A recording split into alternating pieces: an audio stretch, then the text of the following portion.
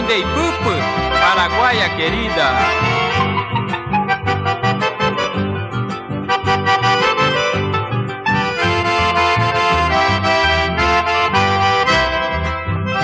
Foi numa linda manhã, quando eu te conheci, paraguaia me porã, te chamei cunhadaí. Teu sorriso guarani me prendeu o coração, no momento que me vi entre os laços de paixão.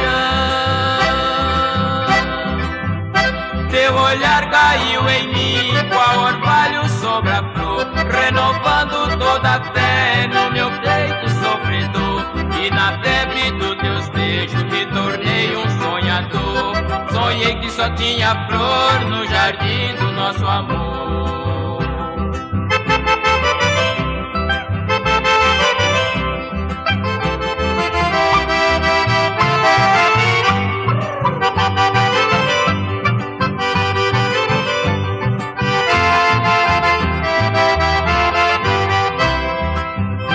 O meu sonho de amor foi somente uma ilusão. Tu partiste para o céu e eu fiquei na solidão.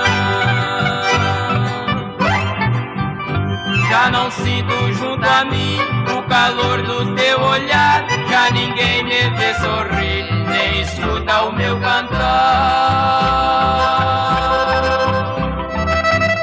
Já não brilha mais o sol, nem as noites de luar. E sofrendo a minha dor, chora o vento e chora o mar. E as algas também chora, sabendo que te perdi.